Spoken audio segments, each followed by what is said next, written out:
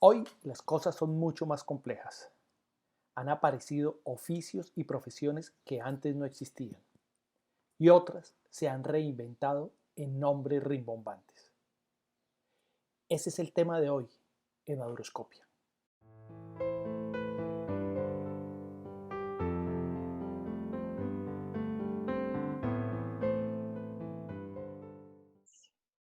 Bienvenidos una vez más a Maduroscopia.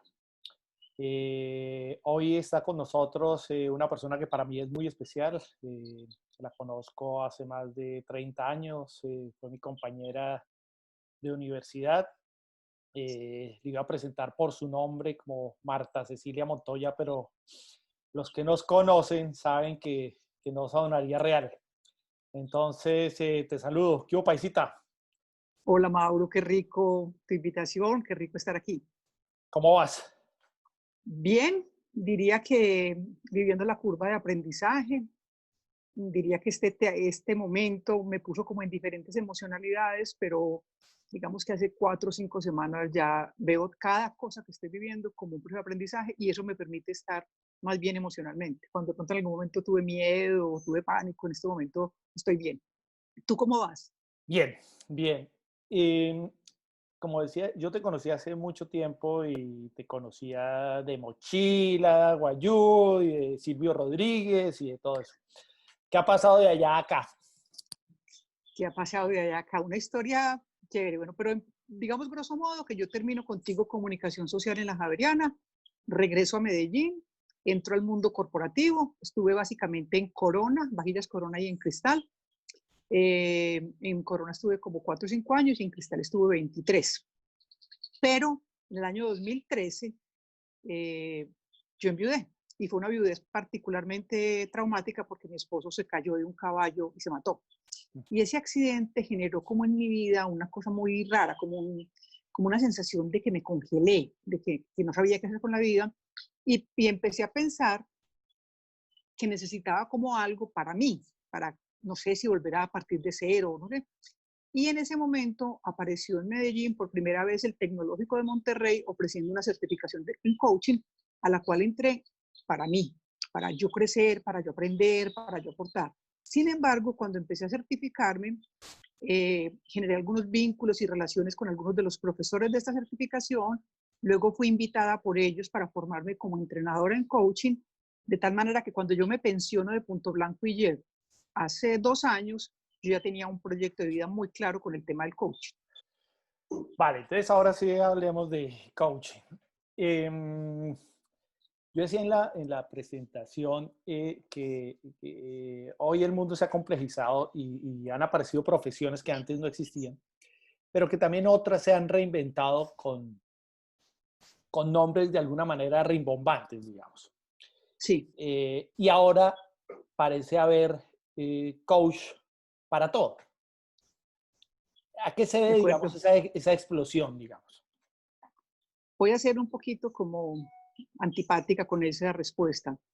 El coaching aparece de todos tipos de propuestas, de todo tipo de academias. Yo llegué a recibir una oferta cuando trabajaba de alguien que me ofrecía coaching de caballos. O sea, un día dije, lo único que falta es que vengan y me ofrezcan coaching de comida. Mi particular manera de ver, no digo que sea la verdad revelada, mi particular manera de ver es que como una persona se puede entrar a certificarse en coaching sin tener una profesión, como cualquier ama de casa desesperada que no tiene nada que hacer puede terminar certificándose en coaching. Entonces lo que yo siento es que han aparecido una cantidad de corrientes de coaching muy grandes, muchas personas ofreciendo y que dentro de eso yo recibo con beneficio de duda la calidad de todos. De hecho, te quiero contar una cosa. Yo hoy en día soy coach del mundo organizacional. Estoy Ajá. en compañías importantes en Medellín y la mayoría, por no decirte que todas, cuando te entrevistan para que tú trabajes para ellos, te dicen, pero yo le voy a pedir un favor. Cuando usted se siente con los ejecutivos, no les diga que va a ser coach, porque es que esa palabra está demasiado, demasiado desgastada. Ujú. Más bien dígales que usted les va a hacer una mentoría Sí, que refuerza lo que tú me estás diciendo. Existe una creencia instaurada de que de alguna manera el coaching es algo poco serio. Entonces, mi respuesta sería, no es verdad que sea poco serio, pero sí es verdad que te vas a encontrar en el medio de todo, desde el que lo hace muy bien. De hecho, por ejemplo, un buen proceso de coaching, decimos nosotros, nunca debería tener más de 8 sesiones. Sí. Y de pronto tú te encuentras con clientes que te dicen, pues yo tenía una coach antes y siempre que yo tenía un problema, yo la llamaba. Pues eso no es coaching, porque cuando yo te estoy coachando a ti, yo te estoy habilitando.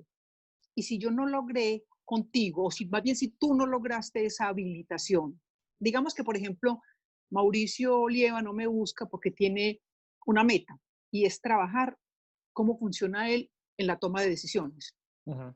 Hacemos un proceso de coaching, Mauricio entiende por qué le da dificultad, aprende a administrar sus emociones, reconoce la emoción que le genera inquietud para tomar la decisión y nos despedimos a los 8 sesiones. Y a los 6 meses tú me estás llamando, paisita, veas que me están ofreciendo que una inversión, pero yo no sé tomar esa decisión. Pues finalmente no fue un proceso bueno, porque el coaching no puede generar adicción, ni puede generar dependencia. El coaching tiene que habilitar. Y una vez tú quedas habilitado, llámese que la decisión es que voy a desayunar mañana o que la decisión es invierto en un negocio, tú ya estás habilitado para tomar esas decisiones.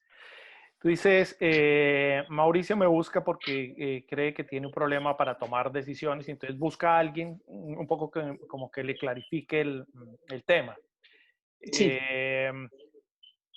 Igual podría decir uno, voy donde un cura o voy donde un psicólogo. Sí, claro, pudiera decir. Lo que pasa es que desde mi particular manera de ver, cuando yo trabajo con la psicología, estoy trabajando con lo terapéutico, ¿cierto? Uh-huh. Con lo terapéutico. Cuando yo estoy trabajando con el coaching, estoy trabajando más con la potencialidad. Entonces, vamos a poner un ejemplo. De hecho, me ha sucedido, Mauricio, me ha sucedido que llegó una chiquita que había empezado 3 carreras y se había salido de las 3 carreras porque ella, cuando llevaba 2 o 3 meses, sentía que eso no era. Entonces la mandaron para acá, yo empiezo a trabajar con ella y me doy cuenta que su problema no es que ella no sabe qué estudiar. Su problema es que ella no sabe creer en lo que ella decide. Uh-huh. Y eso iba vinculado a un tema de autoestima por obesidad.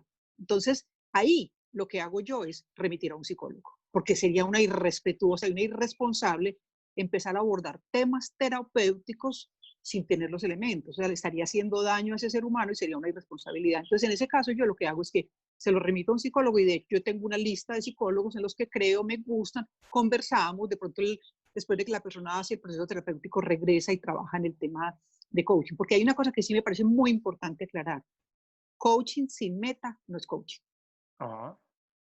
Sí. O sea, si el día que tú y yo nos despedimos, tú me dices, alcancé la meta en el 90%, en el 80%, hubo coaching.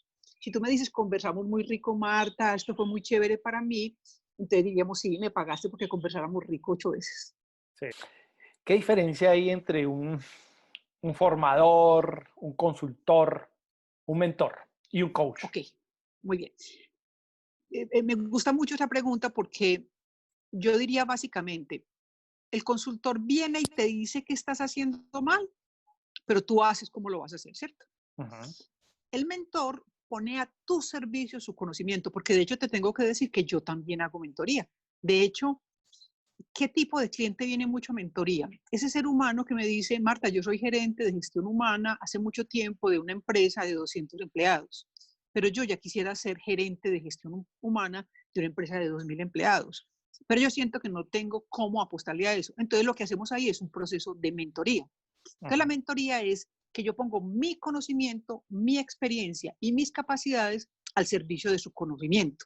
Entonces, de alguna manera, el mentor está diciendo, hay que hacer esto, reescribe una carta así, proponle esto. Mientras que cuando tú haces coaching, el fundamento del coaching es la pregunta. Los hallazgos los haces tú. Volviendo al tema del ejemplo de que te cuesta tomar decisiones, entonces en un momento dado yo te preguntaría, Mauricio, yo te quiero preguntar, cuando tú miras hacia atrás, ¿cuál fue el primer momento en que tú sentiste que te dio dificultad tomar una decisión? Y empezamos a mirar que seguramente tienes una creencia instaurada que no has confrontado y por lo tanto esa creencia te sigue hablando. Uh-huh. Entonces, para resumir, los 3 que me dijiste, el formador, el consultor o el mentor está poniendo su conocimiento para el otro. Sí. En el coaching, el coach es más alguien que lleva una linterna poniendo luces en un túnel. Mira aquí, ¿Qué sucedió el día que te despediste de tus hijas y sentiste esto? Ah, sentí que me abandonaban. ¿Y qué sucede cuando tú te sientes abandonado? Ah, Ujú. siento que no puedo decidir. Es decir, el coach lo que hace es preguntar y cada pregunta se convierte como en una lucecita con la que ilumina el camino donde este ser humano hace él mismo los propios hallazgos para él. ¿De acuerdo? Vale, digamos que estamos claros que el coaching como tal no es, mejor dicho, o te lo pregunto, es una profesión, es un oficio, ¿es qué? Yo diría que es una profesión. Yo diría que es Ah, una profesión. pero Es no una profesión. formal. No formal, de acuerdo. Ajá. Te estoy contestando desde lo que yo opino. Yo no sé si de pronto me escuchan algunos coaches súper eh, elevados y digan, esta señora no sabe, pero realmente hay una cosa que me parece bonito decir. Cuando tú te entrenas como coach, tú tienes aproximadamente unos 8 profesores que te dictan 8 módulos. Allí Sí. aprendes sobre creencias, sobre juicios, sobre emociones, sobre conversaciones, sobre rapport. Pero al final, cuando tú recibes tu cartón, tú también empiezas a hacer un poco el coaching a tu manera, en lo que para ti es funcional. Y definitivamente tu estilo personal también queda impreso en ese proceso de coaching. Ajá. Entonces, para mí es una profesión, pero como tú lo dices, es una profesión no, ¿qué fue que dijiste? Formal, No no formal. formal. Ok, Ajá. ok. Em, digamos que tú me has hablado mucho de certificación, ¿correcto? Sí, sí. Y entonces yo te lo pregunto un poco desde desconocer la respuesta, y es, esa certificación no es un grupo de amigos recibiendo a otra amiga diciéndole que está cualificada para hacer una determinada labor. Yo diría que ambas cosas. Hay algunas federaciones de coaching muy serias. El coaching tiene una historia muy seria y muy profunda, por ejemplo, en Chile. En Chile está Rafael Echevarría y otro señor de apellido Olaya. Ellos crearon un centro de certificaciones que se llama, ya se me olvidó el nombre de, pero tiene pues una institución muy seria. Entonces, ese tipo de certificación va mucho más allá de unos amigos que tomaron la decisión de a quién certifican, a quién no. Ujú. Pero también, como en todo, en lo que sucede en los comercios, también existen muchas certificaciones que efectivamente son 4 amigos que crean una oficina. Al final, siempre estarás un poquito amarrado a la ética, ¿no? Porque Sí. finalmente, lo cierto es que cuando yo te certifico a ti como coach, yo te estoy entregando a ti la vida de personas. Y te aclarar una cosa, por ejemplo, cuando yo me certifiqué con el Tecnológico de Monterrey, que tengo una imagen de ser una institución muy seria, cuando yo terminé mis módulos, el Tecnológico dijo, usted no está lista para graduarse. Usted tiene una curva de mejoramiento porque usted es muy buena en muchas cosas, pero usted sugiere cuando pregunta. Y la sugerencia no va con el tema de coaching. Entonces tuve que hacer una ruta de trabajo, como digamos, como un curso remedial, Ujú, hasta que ujú. mostrara que tenía la habilitada, Era la lo que hacías en la competencia. universidad generalmente. Debe ser Mauricio, por eso que me quieres tanto. Claro, pero mírame que es muy cierto. Si tú vienes del mundo de la comunicación, si tú estás formado comunicador y llevas 25, 27 años ejerciendo comunicación, de alguna manera el reto es desaprender, que Ujú, tienes mucho que decir para aprender, que tienes mucho que escuchar. ujú, ujú. ¿Sí ves que tiene sentido? ¿Cualquiera puede ser coach? Ah, esa pregunta esta me encanta. Yo diría que no. Yo diría que no. Y te voy a decir por qué. Yo diría, de hecho, hace poquito, yo trabajo para una compañía que se llama Prestigio y uno de los socios de Prestigio me dijo, Marta, todo el mundo es coachable. Todo el mundo, usted puede coachar a todo el mundo. Y en ese momento yo le contesté a él que sí. Sí, claro, todo el mundo es coachable. Y a los 15 o 20 días cerré un proceso y yo pudiera decirte, puede ser coach el que tiene la valentía de hacer el recorrido para desnudar sus emociones, sus miedos, todas sus debilidades, ponerles nombre, hablar de ellas y tramitarlas. Entonces, podríamos decir, puede ser todo aquel que está dispuesto a vivir ese proceso de autoconocimiento y tal vez de autoconciencia. Pero ahí estamos hablando del que recibe el proceso. Bueno, pero también, pero mucho más el que es profesor, mucho Ahí va un poco mi más, pregunta pero realmente. el que es coach. Eh, ¿Cualquiera puede ser coach? Porque es que eso es un poco lo que se ve, digamos, en las redes sociales. Tú ves coach de todo, digamos, Yo diría que no. de No todo el todas las mundo puede ser coach. profesiones, y entonces, pues claro, en estos tiempos donde la incertidumbre expande todos los días, eh, yo creo que uno o las personas se aferran a ese tipo de ofertas, digamos. Y entonces, a mí me queda sonando mucho que los coach en Colombia, yo creo que en el mundo, florecen en cada lado, digamos. Y creería que no es tanto así. Te quiero aclarar una cosa. Cuando me preguntas que si todo el mundo puede ser coach y yo te hablo del cliente, es porque cuando tú te certificas como coach, lo primero que te sucede desde la primera clase es que a ti te asignan un coach interno. Lo que quiere decir que tú no te certificas sin haber vivido tu proceso de coaching. Ujú. Y también aprendí que los mejores coaches son muy buenos coaches. Es decir, cuando tú empiezas a hacer el coaching interno, hay seres humanos que empiezan como a guardar las emociones porque tienen vergüenza de ponerlas sobre la mesa, porque de alguna manera les cuesta reconocer sus temores o sus miedos. Entonces, hacen un mal proceso como coachee cuando se está certificando. Entonces, Ujú. imagínate cuando sale al mundo como coach, ¿qué va a hacer? Cuando yo estoy convencida que no podrías darle al mundo lo que primero no aprendiste para ti, que no podrías aportar desde tu conocimiento y desde tu experiencia si primero no fuiste capaz de hacer un proceso de autoconciencia y reconocer cuáles son las emociones que me manejan a mí y cómo esas emociones de alguna manera definen quién soy yo. ¿De Ujú. acuerdo? Esas habilidades de las que tú hablas, ¿las posee el individuo y no las había visto, digamos, o son No, habilidades las generadas en puede el proceso? desarrollar, las Ajá, puede desarrollar. Ahí ajá. ve. Te puedes encontrar el que las tenía y no las había visto. Te puedes encontrar que los seres humanos tenemos tres clases de creencias limitantes muy dañinas, que son no puedo, no me lo merezco y no soy suficiente. Ujú. Entonces, por ejemplo, tú eres un muy buen locutor para hablar en público, eres muy bueno para conversador, más bien, más que locutor, un muy buen interlocutor. Ujú. Pero resulta que un día, en algún momento de la vida, en tercer semestre, tú recibiste una información o una frase o algo que marcó en ese momento tu vida y tú te quedas con la creencia de no puedo.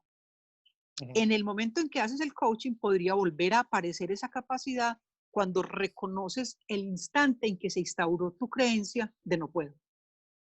Ujú. Entonces la competencia estaba ahí, pero tú la tenías tapada o escondida a través de la creencia de no puedo.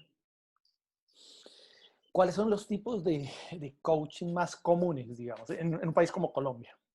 Los coaching más comunes, el primero es el coaching ontológico, que Ujú. es el coaching de la vida del ser humano, ¿cierto? Y también estamos hablando mucho los últimos 5 o 6 años del coaching ejecutivo, que es ese coaching que te contrata una empresa porque te dice, mira, tengo un vicepresidente, él es muy bueno, pero su equipo se queja de él todo el tiempo. O, por ejemplo, me ha pasado con compañías que miden el liderazgo. Entonces, le acabamos de medir el liderazgo a 300 ejecutivos y hay 7 que no pasaron por encima del número que tenían que pasar. Ahí hacemos coaching ejecutivo. Lo que pasa es que definitivamente, aunque tú hagas coaching ejecutivo, también estarás haciendo un poco de coaching ontológico porque no es un coaching ejecutivo para sillas o para computadores, es para un ser humano. Y si las Ujú. acciones del ser humano tienen sentido para él. Entonces, hasta que no emerja la conciencia de por qué hace lo que hace, no lo podrá transformar. Si bien es cierto, digamos que un buen oncólogo no necesita tener cáncer para ser buen oncólogo. Eh, por todo lo que me dices, uno pensaría que entonces los coach o los que se dedican a ser coaching, pues, tienen su vida resuelta. No, no, no. No, de hecho, yo hace como 3 años me caí, estaba montando en bicicleta en Washington y me fracturé y estuve 3 meses acostada. Ujú. Y yo alcancé en algún momento a sentirme deprimida. Y yo me acuerdo que alguien cercano y un poco ácido me dijo, ¿y entonces a ti para qué te sirve el coaching? Ujú. Y le contesté, me sirve para entender lo que me está sucediendo. Sí. Entonces, definitivamente el coach no tiene la vida resuelta. Y hay una cosa que es bien bonita. Por ejemplo, en este proceso de la pandemia, yo lo viví los primeros 15 días como unas vacaciones, después me asusté. Tú sabes lo que estás viviendo, sabes qué emoción tiene, tienes las herramientas para irte para atrás. Por ejemplo, ay, amanecí sin energía. ¿Por qué estoy sin energía? Porque no siento futuro. ¿Y qué significa para mí no sentir futuro? Significa que voy a perder las posibilidades de tranquilidad, de seguridad económica. ¿Y eso cómo me afecta? Es decir, yo puedo observar, pero lo que te quisiera decir es que no, un coach no tiene la vida resuelta, solo tiene los elementos para observar lo que le está sucediendo. Pero los coaches también se preocupan porque no tienen ingresos, también se preocupan a veces porque sus hijos no los quieren o porque no los tratan como ellos quisieran, también se preocupan porque no hay trabajo, no sé, por miles de razones. O sea, no tienen la vida resuelta. Creo que tienen más elementos para observarlo. ¿Un coach le hace coaching a otro coach? De hecho, se supone que los coaches deberíamos cada cierto tiempo hacernos un coaching porque de alguna manera tú te vas llenando con una carga emocional. Yo la semana entrante voy a empezar un proceso donde voy a tener 30 personas. Cuando tú vas a tener 30 personas simultáneamente, o sea, a partir de 2 compañías, de una me van a entregar 16 y de otra me van a entregar 14. Porque obviamente las compañías sienten que en este momento sus ejecutivos necesitan coaching porque tenemos a los ejecutivos sentados en su casa administrando la organización desde un computador. Y por ejemplo, en una empresa del sector energético, por decir algo, para un jefe administrar las subestaciones desde lejos es una cosa dificilísima. O, por ejemplo, tengo un cliente que tiene ingenieros en Estados Unidos que se quedaron varados en Estados Unidos. Entonces ahí el coaching aparece como un elemento que les ayuda. Entonces lo que te quiero decir es, yo voy a recibir 30 personas. Cuando yo voy a tener 30 personas, en algún momento la carga emocional se va volviendo alta, porque tú estás viviendo la historia de 30 personas. Entonces, en un momento dado es posible que yo, por ejemplo, mi novio es coach, entonces yo le digo, Alejandro, yo quiero que me coaches un poquito, y me ayuda mucho. ¿Ese coach de las empresas está enfocado hacia las personas o hacia el cómo esa persona produce más y produce mejor? Muy buena pregunta, porque de alguna manera la empresa te busca a ti porque esa persona produzca más y lo haga mejor. Pero como empiezas en el ser humano, como el punto de partida es el ser humano, tú como coach no puedes pensar que yo voy a empezar a trabajar con Mauricio, el gerente financiero, que no da feedback, desde ahí, porque yo tendré que entender qué sucede contigo, qué es lo que te detiene, qué es lo que pasa contigo en el momento de dar feedback. Y me puedo encontrar, por ejemplo, una persona muy orientada al logro, que tiene una capacidad muy grande técnica, que me dice, Marta, yo no le tengo que dar feedback a nadie, cada uno tiene que saber, porque además te encuentras mucho en los ejecutivos que son muy brillantes, que su expectativa es que el mundo sea como es él.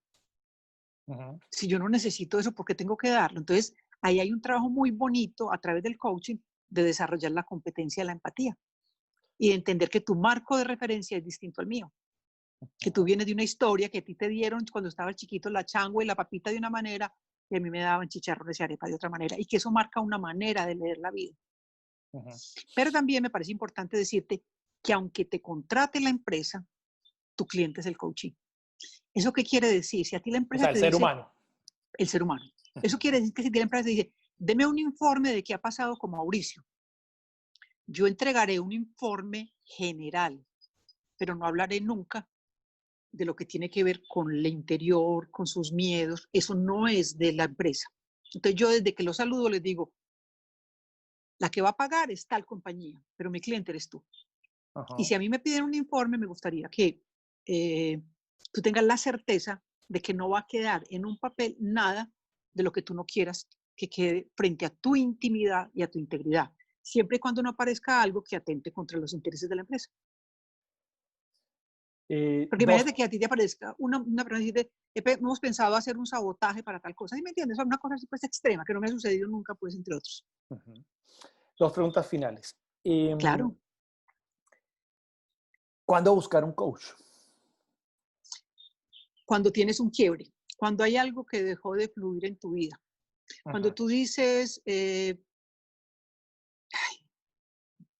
¿por qué me está sucediendo que frecuentemente yo siento que quiero emprender algo y en el instante de emprenderlo, de alguna manera me autosaboteo? ¿Por qué me está sucediendo tal cosa? Cuando aparece, digamos que la vida es un fluir y que los quiebres aparecen en el instante en que ese fluir se entorpece. Entonces, porque yo también también atiendo a algunas personas particulares, cada vez menos, pero también atiendo personas particulares. Por ejemplo, alguien me dice, Marta, he peleado con mi equipo 7 veces por lo mismo.